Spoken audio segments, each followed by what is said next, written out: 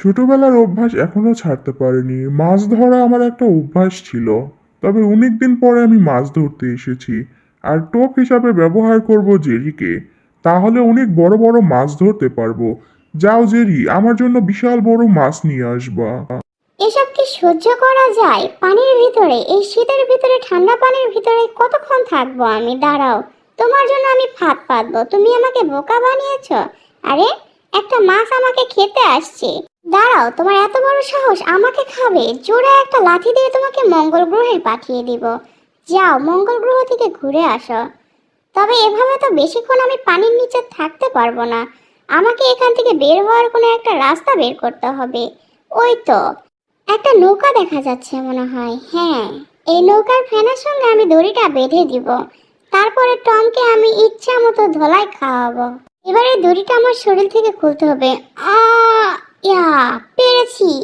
এবারে দড়িটা এখানে বেঁধে দিয়ে টমের জন্য আমি ফাঁদ তৈরি করব। আমাকে টোপ হিসাবে ব্যবহার করা। দেখো, এবার তোমার টোপে তুমিই পড়বে। ফ্যানটা চালু হয়ে গিয়েছে। এবার বোঝো তুমি, টম। বড়শিতে টান অনুভব করছি। নিশ্চয় অনেক বড় মাছ ধরা পড়েছে। আজকে অনেক মজা করে লাঞ্চ এবং ডিনার করব মাছ দিয়ে। জোরে টান দিতে হবে, মনে হচ্ছে অনেক বড় মাছ। এ কি, মনে হচ্ছে আমাকে সহ নিয়ে যাবে। যা ভেবেছিলাম ঠিক তাই, মাছটা তো আমাকে সহ নিয়ে যাচ্ছে। এত বড় মাছ কোথা থেকে আসলো বুঝতে পারলাম না। মনে হয় আমার ভাগ্য খুলে গিয়েছে। ও মাম্মি, ভাগ্য তো খুলে যায়নি। এটা নিশ্চয় জেরির কোনো ফাঁদ। যাও টম, সমুদ্র থেকে একটু ঘুরে এসো। আমি ততক্ষণ এখানে একটু সাঁতার কাটি। বিদায় টম, বেঁচে থাকলে আবার দেখা হবে। Tata, bye bye. যা ভেবেছিলাম ঠিক তাই, নিশ্চিত এটা জেরির পরিকল্পনা। এ কি, সামনে তো মাছের বৃষ্টি হচ্ছে। যা বাবা, মাছ দিয়ে কি আজকে থতমার 12টা বাজবে নাকি? এ কি, বড় বড় ডলফিন মাছ আমার দিকেই তো তেড়ে আসছে। সৃষ্টিকর্তা, এবারের মতো আমাকে বাঁচিয়ে নাও। আর কখনো আমি জেরির সঙ্গে পাঙ্গা নিব না। পাজে জেরিটা আমাকে এভাবে ফাঁসিয়ে দিল। ও, বাঁচে গেছি এবারের মতো।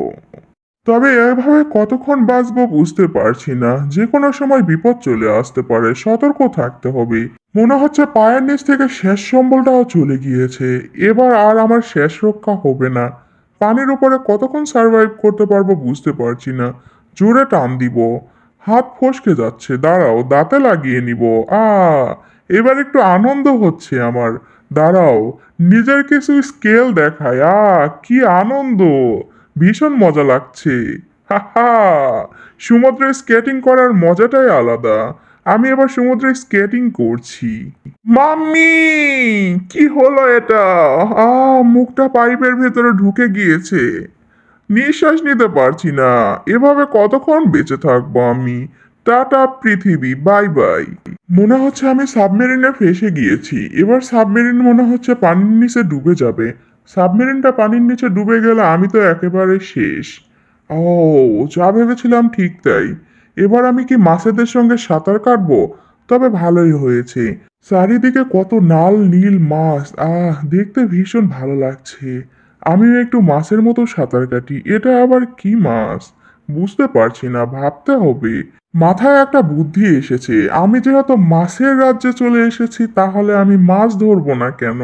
দাঁড়াও, এক্ষুনি আমার হাতিয়ারগুলো নিয়ে আসি। তাড়াতাড়ি আমাকে সমুদ্রের নিচে সমস্ত মাছগুলো ধরতে হবে। অক্সিজেন পাইপটা লাগিয়ে নিয়েছি, যেন আমি শ্বাস বন্ধ হয়ে মরে না যাই। আমি যদি পটল তুলি তাহলে মাছ ধরবে কে? সামনে এগিয়ে গিয়ে দেখতে হবে, ওদিকে অনেক বেশি মাছ থাকতে পারে। মাছের কথা ভাবতে ভাবতে মাছের পুরো দল আমার সামনে চলে এসেছে। দাঁড়াও চান্দুরা, আজকে তোমাদের সবাইকে আমি খতম করব আমার হাতিয়ার দিয়ে। ইয়াহু, কি ব্যাপার? এত দূর গেল না কেন আমার হাতিয়ার? দাঁড়াও, আমাকে আরো জোরে মারতে হবে। বুঝতে পেরেছি বিষয়টা। কথায় আছে, একবার না পারিলে চেষ্টা শতবার করতে হবে। আর একটু সামনে এগিয়ে যাই। ইয়াহু, এ কি, মাছগুলোর কাছ পর্যন্ত তো পৌঁছালোই না। আর একটা হাতিয়ার আছে। এবারই আমাকে শেষ চেষ্টা করতে হবে। যে কোনো মূল্যে একটা মাছ হলেও ধরতে হবে। না হলে বিড়ালদের মান সম্মান সব শেষ। আর একটু সামনে এগিয়ে যাই। ইয়াহু! না, আমি এভাবে ব্যর্থ হয়ে গেলাম, একটা মাছও ধরতে পারলাম না, মান সম্মান সমস্ত কিছু শেষ।